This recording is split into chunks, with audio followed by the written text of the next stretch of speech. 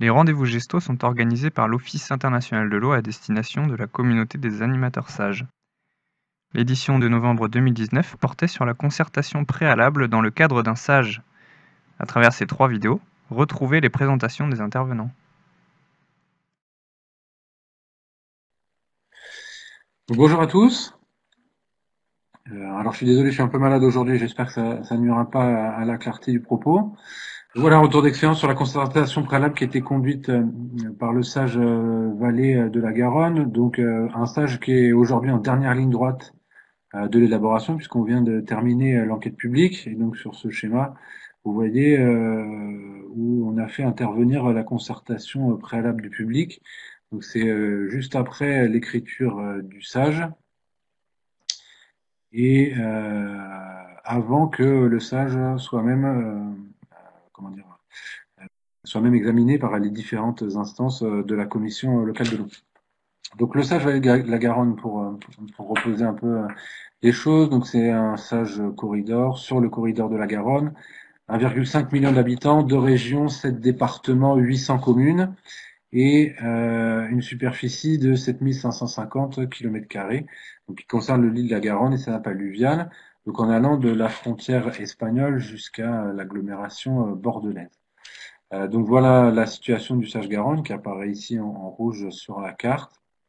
Donc vous voyez, c'est effectivement la vallée alluviale de la Garonne qui inclut certains affluents directs.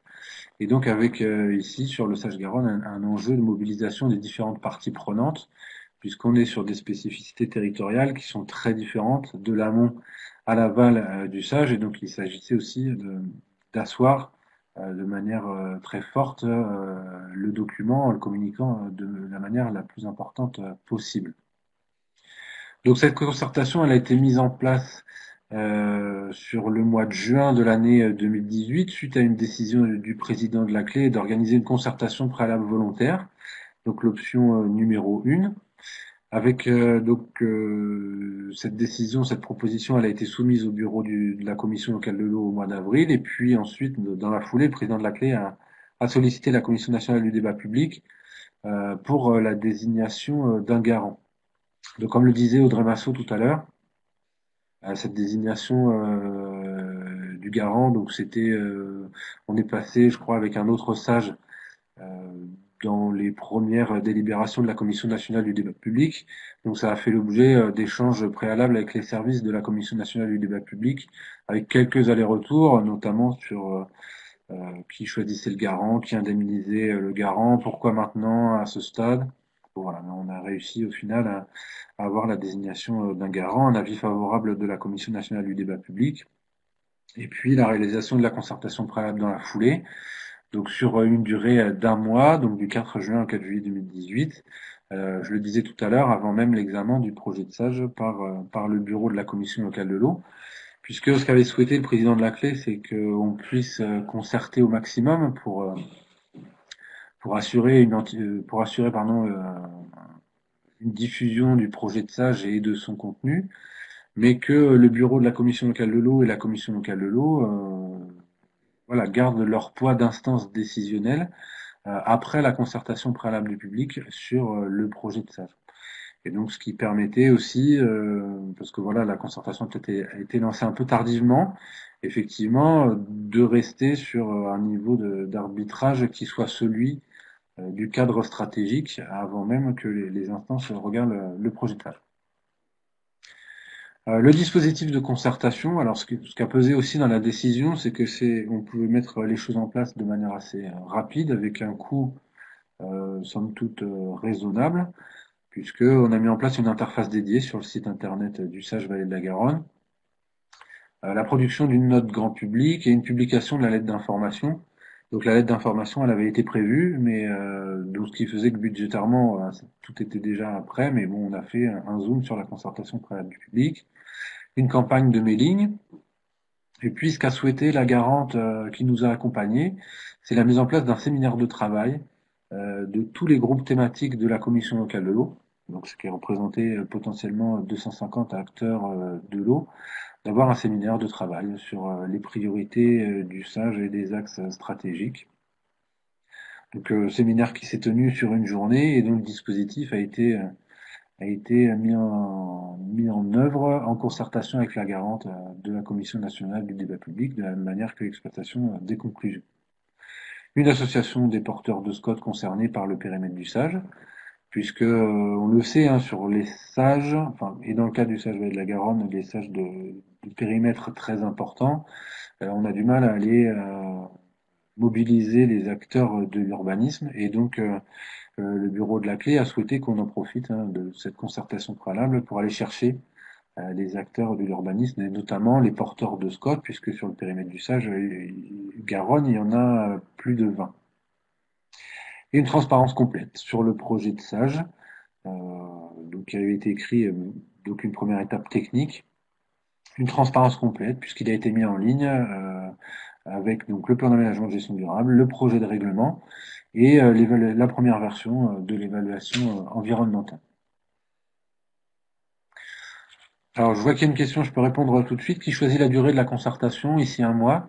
Ça a fait l'objet d'échanges avec la garante de la Commission nationale du débat public, puisque le minimum, ça a été rappelé, c'est 15 jours. Et donc là, ici, on a choisi 1 mois avec la garante, compte tenu du fait que le calendrier était un peu serré, que 15 jours, ça nous paraissait bien trop juste. Et donc on est arrivé sur une durée de mise en ligne et de concertation d'1 mois, ce qui nous apparaissait suffisant pour que les uns et les autres puissent faire remonter les différentes informations. Durée d'1 mois qui correspond aussi, alors ça n'a rien à voir dans la procédure, mais ça donnait un ordre de grandeur, qui correspond à la durée minimum de l'enquête publique sur un SAGE. Donc on s'est dit que si on faisait une concertation préalable avec une durée minimum qui était d'une durée égale à la durée minimum de celle de l'enquête publique, on était sûrement dans les clous. Donc là s'affiche la page spécifique du site du SAGE, donc dédiée à la concertation préalable. Donc voilà, avec un paragraphe d'explication, le contact de la garante, parce que d'ailleurs certains acteurs, j'en reparlerai tout à l'heure, sont passés directement par la garante pour donner leurs avis. Et puis après, donc le rappel du calendrier de la concertation et à quel moment cette concertation préalable du public arrivait dans le cadre de l'élaboration du SAGE. Donc le dispositif de concertation des différents groupes thématiques, je le disais tout à l'heure, donc un dispositif de travail élaboré avec la garante de la Commission nationale du débat public, en format séminaire pour traiter toutes les thématiques. Donc les thématiques, c'est classique, c'est les thématiques classiques qui sont celles traitées par les sages. C'est quantité, qualité, restauration des milieux aquatiques et humides. Et puis aussi, sur le SAGE Garonne, il y avait un axe complémentaire qui s'appelle Eau et Société, qui traite notamment des questions justement de la mobilisation citoyenne et puis aussi de la question du prix de l'eau. Donc voilà, ce qui nous a permis de travailler sur toutes ces questions pendant une journée entière. Donc cette journée elle a été construite en 2 temps. Donc la matinée sur les échanges sur le projet de SAGE. Donc présentation du projet en déclinaison du cadre stratégique et puis donc des premiers échanges. Et puis l'après-midi, une co-construction des priorités de travail pour la mise en œuvre du SAGE, donc par un dispositif de concertation et voilà différents dispositifs qui avaient été proposés par la garante. Donc on a sorti des objectifs prioritaires de travail pour préparer la mise en œuvre. Alors, à l'issue de cette concertation, quelle mobilisation et quels échanges avec le garant? Donc moi, ce que j'ai apprécié avec le travail de la garante de la Commission nationale du débat public, c'est vraiment un échange, une co-construction et pour la préparation du dispositif au cours de la réalisation de la concertation préalable et après coup pour le traitement des avis rendus. Donc formellement, on a eu 17 avis qui ont été rendus sur le projet de SAGE, des avis qui étaient construits et denses, qui ont permis l'expression d'acteurs qu'on n'avait pas forcément eu jusqu'à maintenant dans l'élaboration. Donc ça s'est traduit par des remarques, je vais dire, très fouillées, très pertinentes sur le projet de SAGE. Donc 184 remarques sur 79 des 110 dispositions du PAGD et 24 remarques sur le règlement. De manière plus qualitative, les freins suivants ont été identifiés par la Garante. C'est que les sages, c'est des documents de planification, donc surtout à l'échelle de la vallée de la Garonne, qui ne paraissent pas impacter directement à la vie du citoyen, et donc un sujet difficile pour la concertation, d'autant plus que c'est un sujet complexe. Et puis que on essuyait un peu les plâtres, pardon, donc avec cette première expérience sur un territoire vaste. Et effectivement, après, c'est dû à la complexité du document, un dossier quand même. Alors la Garante a mis un dossier lourd, parce que j'ai repris texto le diaporama de la Garante pour être sûr de ne pas déformer son propos. Un dossier lourd et des aspects très techniques, et donc avec le fait que la planification sur l'eau, ça mobilisait pas encore les citoyens complètement. Et donc le résultat, c'est que effectivement, dans les résultats de cette concertation, parmi les avis, euh, les citoyens étaient absents, puisque les avis qui ont été rendus ont été des avis rendus par des institutionnels, des acteurs de l'eau ou des représentations d'organisations professionnelles, et que préalablement à la concertation, on n'ait pas fait le choix d'organiser de réunions publiques pour des questions de représentativité, puisque le Sage-Garonne, donc voilà, c'est de la Garonne, de la frontière espagnole jusqu'à Bordeaux, donc 500 km. Donc si on avait voulu traiter de manière équitable la communication vers les citoyens par des réunions publiques, on aurait été amené à faire une dizaine de réunions publiques. Et donc là, dans notre planning, ça passait pas, de même que les moyens pour l'animation n'avaient pas été prévus pour absorber cette charge de travail. Donc la Garante nous dit aussi qu'on a fait une note qui était destinée aux citoyens, mais qu'elle est estimée encore trop technique. Donc ça, c'est des choses qui sont remontées aussi à l'issue de l'enquête publique, sur laquelle peut-être des axes d'amélioration à avoir de manière générale sur les sages pour assurer l'appropriation par les citoyens. Et puis des relais institutionnels. C'est vrai que les départements et les régions avaient fait le travail de relais sur leur site internet et leurs canaux de communication de cette concertation préalable. Alors, les conclusions de la concertation, donc qui sont celles de la Garante, donc c'est que le document a été jugé de grande qualité, mais peu accessible au public non spécialiste. Donc ça, c'est vraiment quelque chose qui revient. La Garante a souligné que la concertation amont avait porté ses fruits. Et donc c'est bien là aussi la force des sages, hein. On s'aperçoit que la concertation préalable, elle est absolument nécessaire et qu'elle n'est pas vaine. Donc une concertation amont qui porte ses fruits, puisque les acteurs ne demandent aucune modification substantielle. Une mise en œuvre attendue, puisque on a eu des demandes d'apparaître dans certaines des dispositions comme contributeurs. Et puis, effectivement, on a eu un avis d'une chambre départementale d'agriculture qui fait que cet avis qui a amené donc la Garante à indiquer qu'un dialogue et une négociation étaient engagés avec le secteur agricole conventionnel. Et puis enfin, la Garante nous a proposé trois préconisations. Donc, apporter des réponses argumentées aux remarques sous forme d'un tableau exhaustif. Donc ça, c'est ce qui a été fait. C'est ce qui est demandé d'ailleurs par la réglementation aussi. De faire évoluer le projet de sage au vu des remarques et en justifiant les évolutions apportées suite à la concertation préalable. Alors qu'elles soient prises en compte directement, qu'elles soient prises en compte de manière indirecte, ou alors que le projet de sage soit maintenu, mais des explications étaient apportées. Et puis ça revient encore une fois, sensibiliser les citoyens aux portées du sage au travers de documents pédagogiques. Comment toutes ces recommandations elles ont été traitées? Donc il y a eu une réunion du comité de rédaction du sage pour faire des propositions en réponse aux observations, alors je veux dire aux observations du public, enfin, c'est aux observations faites dans le cadre de la concertation préalable du public, pour faire des propositions à la clé, ce qui a donné lieu à une réunion du bureau de la clé au mois de juillet, le bureau a réalisé des arbitrages sur les évolutions du projet de sage. Forcément la formalisation d'un tableau de suivi des remarques, des réponses par courrier, individualisées à toutes les parties prenantes qui avaient fait des observations, et puis la reprise du rapport de présentation du projet de sage pour l'enquête publique, pour assurer une pédagogie, enfin, un aspect didactique un peu plus un peu plus poussée.